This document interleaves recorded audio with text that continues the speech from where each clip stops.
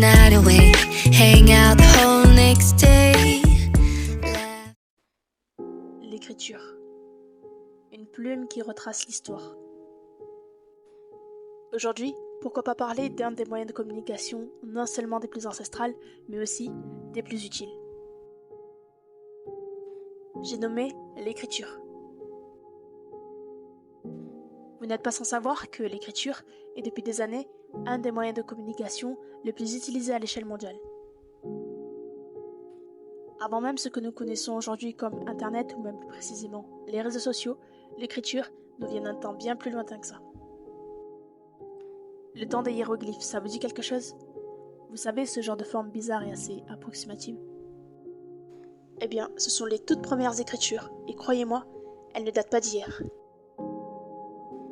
Environ 3000 ans avant Jésus-Christ. Autant vous dire qu'on se trouvait bien loin des hashtags et des fameuses trends.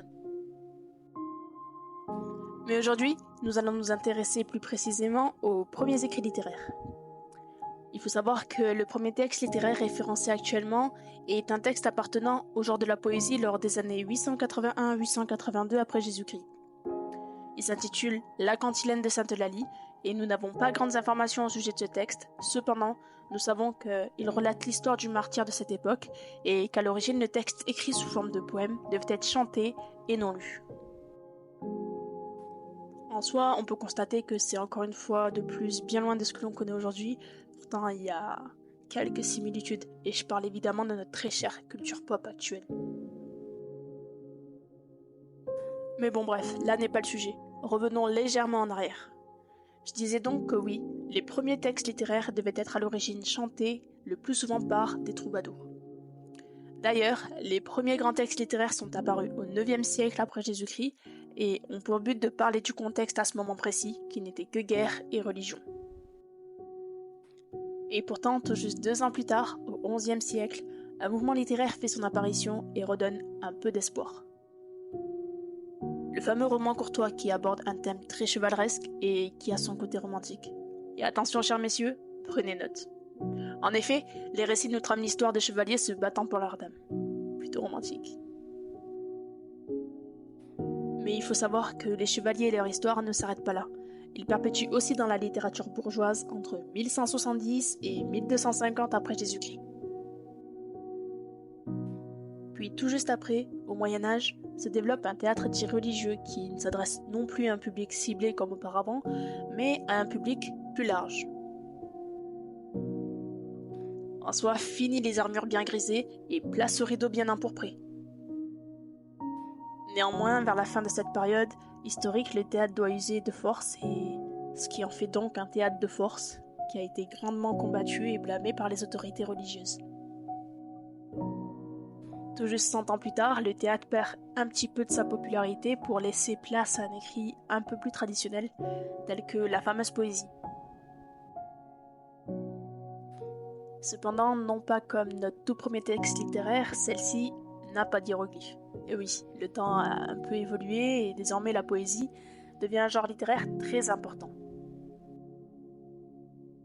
Que ce soit des écrits d'Agrippa d'Aubigné aux essais de Montaigne, ou bien encore aux romans de Rabelais et de Marguerite de Navarre, ce sont tout autant d'écrivains qui nous permettent de constater qu'au plus les années défilent et au plus l'écriture prend une place importante dans la vie courante et dans la société à ce moment précis.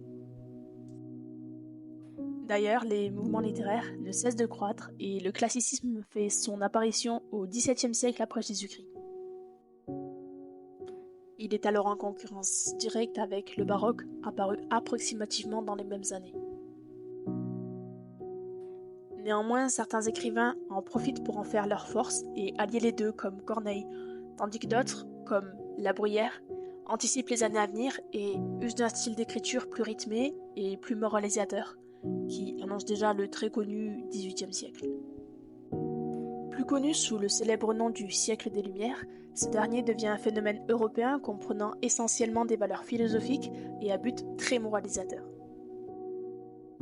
Beaucoup d'écrivains très connus ont fait leur apparition à cette période, comme par exemple de l'illustre Voltaire au fameux Diderot ou encore le renommé Montesquieu.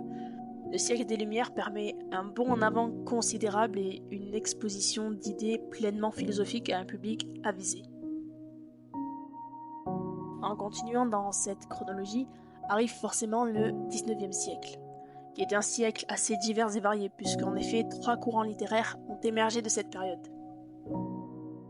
Dans un premier temps, on a le romantisme, avec les remarquables Chateaubriand et Victor Hugo, qui sont des écrivains très importants de ce mouvement qui est qualifié d'artistique. Et d'ailleurs, il est à noter que le romantisme a tendance à prôner les cœurs et les injustes, ainsi que les personnels, tandis que les idéaux du XVIIIe siècle préféraient mettre en lumière la loi et le bénéfice de la charité. En second plan nous vient le réalisme, un mouvement également artistique et dominant de la seconde moitié du XIXe siècle. Il s'illustre grâce à des auteurs comme Stendhal, Flaubert, Honoré de Balzac ou encore Maupassant. Toutefois, attention, car il a souvent tendance à être confondu avec le mouvement littéraire du même siècle, le naturalisme. Son but était simple, retracer à l'identique la réalité des choses. D'ailleurs, un écrivain assez connu, qui n'est autre que Émile Zola, en était le pionnier principal. Mais bon, évidemment, une fois n'est pas coutume, et comme nous avons pu le voir tout au long de ces grandes années précédentes qui ont marqué les esprits et surtout l'histoire, généralement, un siècle amorce un grand mouvement littéraire, pouvant être retranché en plusieurs courants qui se rejoignent. Et le XXe siècle était le dernier siècle à utiliser ce mode de fonctionnement avec un courant surréaliste qui annonce notamment un renouveau de la poésie mais qui vient surtout contrecarrer les siècles précédents en voulant exprimer la vraie vie au travers de l'imaginaire et surtout de l'irrationnel. D'ailleurs, de grands noms comme Desnos ou Éluard ont marqué ce mouvement littéraire et artistique. Et enfin, dans la même période, naît le courant existentialiste, notamment des écrits de Sartre, qui fait son entrée et met en avant l'existence individuelle ainsi que la liberté et le choix personnel au cœur même de la réflexion. Après tant d'années à marquer à l'encre noire l'histoire, l'écriture prend de nos jours un tout autre tournant. Effectivement, il n'est plus question de grands courants littéraires dédiés à une seule époque. De nos jours, l'écriture est devenue un art très répandu à l'échelle planétaire. Que ce soit dans un genre policier avec des écrivains comme Franck Tilliez, Agatha Christie ou encore Edgar Allan Poe, ou comme dans un genre tout autre comme le fantastique qui s'illustre par des auteurs comme Stephen King ou J.K. Rowling. Mais bon, il est quand même important de noter que malgré le fait que la littérature et plus précisément l'écriture perpétue de longues années, de nos jours, elle est en grande concurrence avec l'univers du digital. Le livre, à proprement parler, a perdu de sa popularité tandis que sa version digitale se développe de plus en plus. Pourtant, si on regarde les chiffres et les statistiques, ils nous donnent une toute autre version.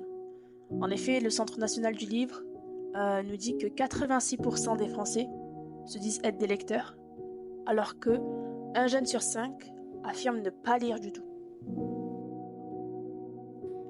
En définitive, l'écriture et plus précisément la littérature regroupe des passionnés de mots en tout genre et à toute époque, sur tous les formats. Merci d'avoir regardé. Pense à t'abonner, liker, partager. C'était Écriture. Parce que écrire, c'est rêver sans limite.